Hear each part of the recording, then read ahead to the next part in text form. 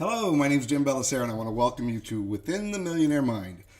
The lesson we're going to talk about today is endurance. Can you go the distance? So the definition of endurance is the ability to withstand hardship or adversity, the ability to sustain prolonged stressful effort or activity. As you can see in this illustration here, you've got the brain activity going on, you've got the stress, and you've got the physical side of things going on. In other words, hold on, hang on, and keep on. There's a saying, life is a marathon, not a sprint. So to get to the finish line or to reach our goals, your efforts have to outlast the trip and be strong enough to overcome the hurdles along the way. You know, so many people make a run at something, and if they don't see the signs of success right away, they just flat out give up. In fact, they just say, I quit.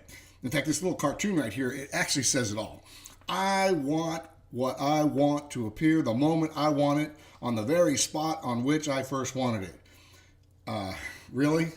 And yet that is real in the minds of so many people. If they don't see the kind of success that they expect in the time frame that they expect, well, they just quit.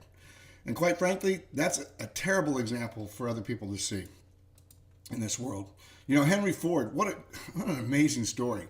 While Ford is today known for his innovative assembly line and American cars that he created, he wasn't an instant success. In fact, in his early years, he had 5 businesses that left him broke before he founded the successful Ford Motor Corporation. They had the original logo, as you can see, and then they have the logo of today. Now, the Ford GT supercar, I had to put that in. It was just, come on. That car is off the chart. But here's a man who left a legacy because he didn't give up. And then, what about Roland Hussey Macy's? Otherwise known as R.H. Macy's. Most people are familiar with his large department store chain, but Macy didn't always have it easy. Macy started 7 failed businesses before he finally hit it big with the store in New York City. And you know what? I didn't realize this, but the Macy's Days Parade has been going on for nearly 90 years. What a legacy! Because somebody just didn't give up on dreaming, going after their dreams. And Bill Gates, now, this is a great story. You know, Gates didn't seem like a shoo-in for success after dropping out of Harvard, and then he started his first failed business with Microsoft co-founder Paul Allen, and they called it Traf-O-Data. Well, this early idea didn't work. The business that came along later did, creating a global empire called Microsoft. And everybody's heard that name, and I know at one point he was the richest man in the world, and he may be the richest man in the world again. I don't know. But I'll say this, he didn't give up. Walt Disney. Now, I have to share something with you. I actually live right outside of Orlando, Florida. So I'm reminded of it almost every time I get in my car, because Orlando is the world of Disney. Well, anyways, today Disney rakes in billions of dollars from merchandise, movies, theme parks around the world. But Walt Disney himself had a bit of a rough start. He was fired by a newspaper editor because he lacked imagination. After that, Disney started a number of businesses that ended up in bankruptcy.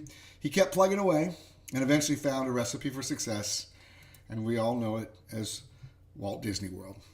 You know, there's in this one image right here, it says 10 ways Walt Disney made the world a better place. Literally, last week, my wife and I and my mother-in-law, we were at Disney, oh goodness gracious. It was a Disney boardwalk or whatever. Anyway, while we were there, there was a young couple getting married because it was the fantasy of the young lady to be taken by a horse-drawn chariot and have all the Walt Disney effects around her and everything, because she grew up going to the theme park.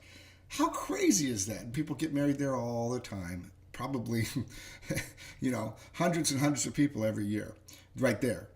So I share that with you because success and these companies and the countless millions that have come since then and before, the founders all realized the same thing.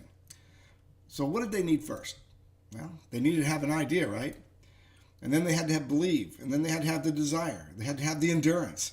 They had to be willing to invest back. I mean, can you imagine when someone says, well, there's not enough money, I can't do it all. This is, I used to be embarrassed because I've lost 3 companies that made millions of dollars. And it is what it is. But before I made a lot of money with each one of those companies, I have to tell you that I put in a lot of money to get there first. And when I finally made it big, it was big. But it's funny how people will say, well, it's just, it all depends. There's all kind of the words that the people use. It's all depends. Look, there's no free lunch in life. The founders knew they had to pay the price for the promise of the brighter future. So let me ask you a question, or have you ask yourself a question. What is a few years of hard work compared to the rest of your life? What example do you want to set for your children? What is the legacy you would like to leave behind? Would it be to give up when things get tough, or to keep going in spite of adversity? Would it be to take the easy road, or take life's challenges head on? What do you want to be remembered for? Someone who cared about others, contributed to the well-being of others, lifted others up, was an incredible example to follow, had an impact on the world? Look at that. Steve Jobs says, what do you want to be remembered for? Here's a man that left a legacy that's just absolutely amazing. And there's an amazing story behind his story, and you need to read up on him. Or you're not sure. Maybe this will be what happens when somebody goes to your funeral, because we're all going to have a funeral, right? It seemed like he was a nice person, and a few months later, people completely stopped talking about him. Really? Is that what we want for ourselves and our family? To just be forgotten so quickly? Because you know that either we will be remembered or we won't be remembered. Or we'll be remembered by a few people because obviously we're family, but the rest of the world won't know because we didn't contribute. There was nothing to write about. There was nothing to say about. So I want you to write down the successes in your past and how long you invested in yourself and your dreams before seeing successes. I'm going to give you an example. This is actually my example.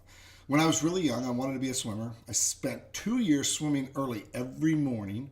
By the 3rd year, I was swimming every morning and every evening, and competing on Saturdays before my first ribbon.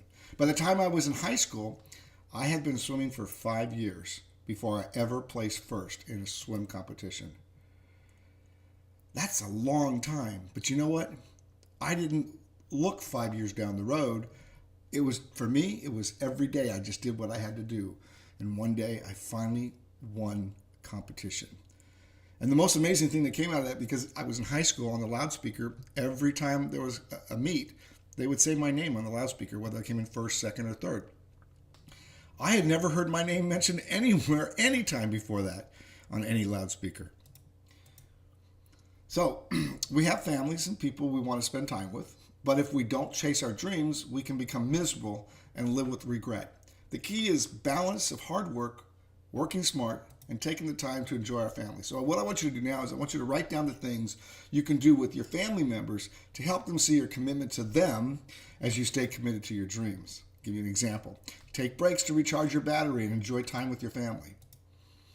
Now I want you to write down some things that will motivate you as you stay focused to the finish line. Is it having your family see you as someone that never gave up? Is it your friends finally recognizing you as a success? What is it that will keep your eye on the ball as you pay the price for success? And I'm going to tell you, for me, it was my family recognizing that I never gave up, and my friends finally recognizing that I was a success story. Because I'm going to tell you straight up, in the early days of my career, my friends looked at me right in the eyes and told me I could not do it. Now, that didn't help my motivation, or help my momentum, but it did help my motivation.